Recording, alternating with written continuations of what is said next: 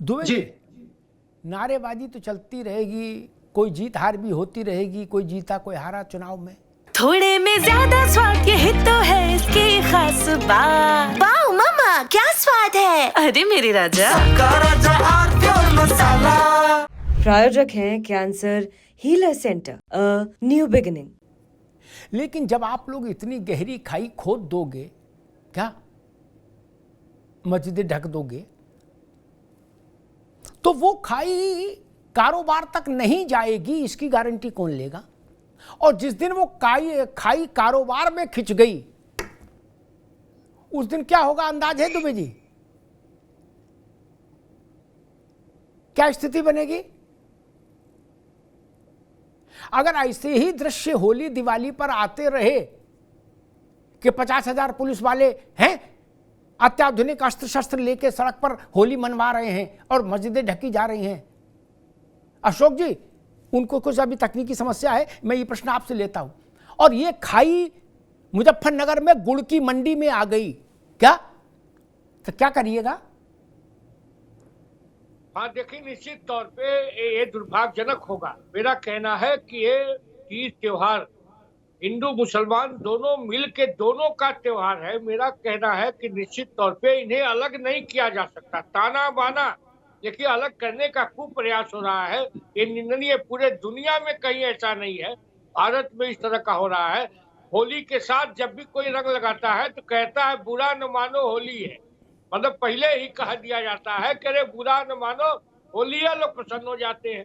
लेकिन दुर्भाग्य है कि रंगरेज वही, अंग्रेज भी वही, और दुर्भाग्य है बस शुक्रवार को होली पड़ गई तो रंग से परहेज हो गया। ये दुर्भाग्यजनक है।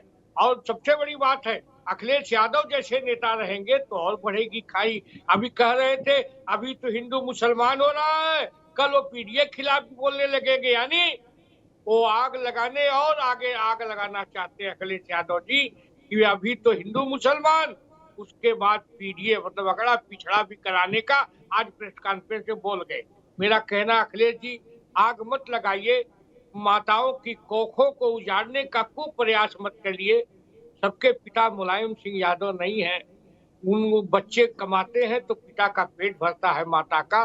तुच्छ राजनीति के लिए इस तरह का घटिया बयान देने का काम मत करिएगा। आपसे हाथ जोड़ के विनती है टीपू जी, इस तरह की भाषा अनर्गल प्रलाप न करें कि कल वो पुलिस वाला जेल चला जाएगा, तुम लोग आईएएस पीसीएस बन के क्या करोगे। मैं देखो इंजीनियर था लेकिन देश बनाने आ गया, इसलिए कि सोने का चम्मच लेके पैदा हुए थे, इसलिए कि आपके पिता मुलायम सिंह यादव थे। एक मोहन सिंह ने खाली कह दिया कि मुलायम सिंह जी खाली पहले अखिलेश को मंत्री बनाइए बाद में मुख्यमंत्री बनाइए, तो राष्ट्रीय महासचिव पद से मोहन सिंह हटा दिए गए। सबके पिता मुलायम सिंह नहीं है। माताओं की कोखों से मत खेलो अखिलेश यादव जी। ये निश्चित तौर पे होली दिवाली मिल के हिंदू मुसलमान मनाएंगे, आप इस तरह की नौटंकी बंद करिए। ठीक बात। दुबे जी अगर आपको मेरी आवाज आ रही तो मेरा प्रश्न फिर वही है कि जितनी खाई खोदी जा रही है, जो चित्र हम टीवी पर चलते देख रहे हैं, ये चित्र तनाव पैदा करते हैं, उलझन पैदा करते हैं कि होली का पर्व ऐसे मनेगा। अगर मेरी चिंता और मेरा डर मालूम क्या है, एक वहां फरुखाबाद एटा इटावा में कहावत कही जाती, भूसमय दई के आग जमा लो दूर भई, जहां भूसा रखा वहां बीड़ी फेंक दी और भाग लिए, वो जल गया पूरा। क्या भूसमय दई के आग जमा लो दूर भई। अगर ये भूसे में बीड़ी जलती बीड़ी फेंकने का काम आप लोगों ने सबने बंद नहीं किया और ये खाई कारोबार में चली गई दुबे जी, तो क्या होगा इसका अंदाज है कुछ आपको? अगर ये खाई कारोबार में चली गई कि जो रंग खेलेगा वही रंग बेचेगा, तो क्या होगा हिंदुस्तान का?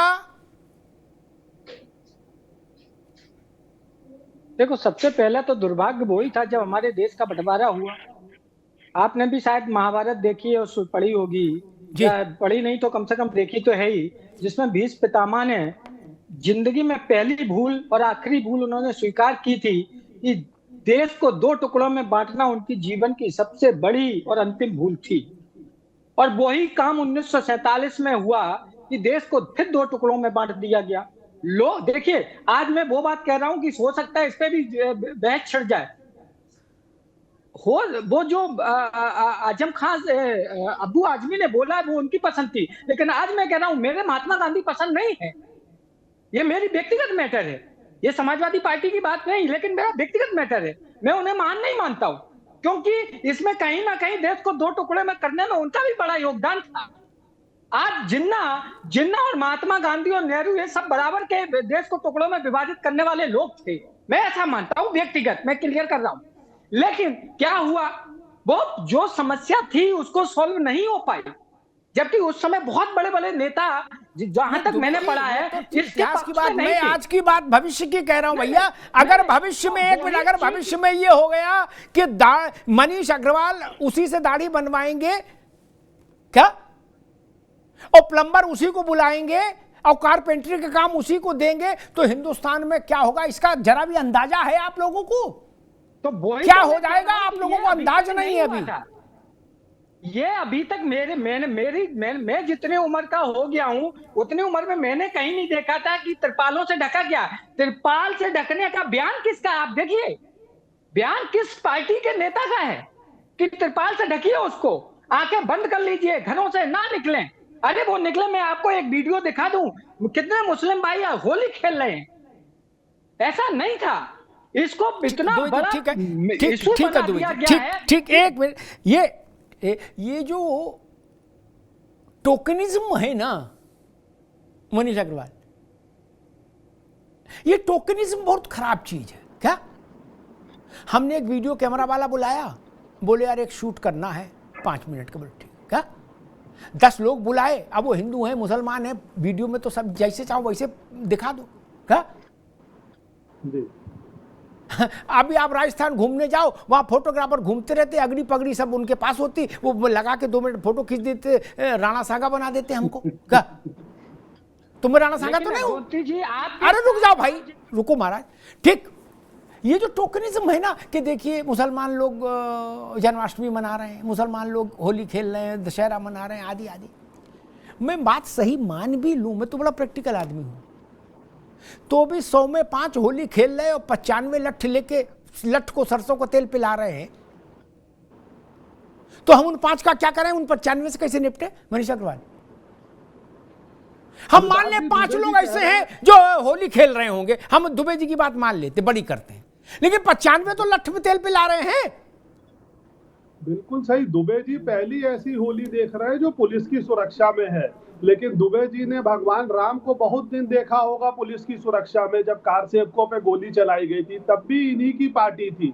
जब भगवान राम का तिरपाल बदलना होता था ना, तो सुप्रीम कोर्ट जाना पड़ता था कि मौसम आ रहा है, 15 दिन नहीं रुक पाए पुताई के लिए, हाई कोर्ट में 10 चक्कर लगा के आदेश लिया है। ये भारत को विचारणीय प्रश्न है, भारत को ये देखना पड़ेगा कि देश किस दिशा में जा रहा है। भगवान राम की तिरपाल में छेद हो जाता था, उस तिरपाल को बदलने की परमिशन लेनी पड़ती थी।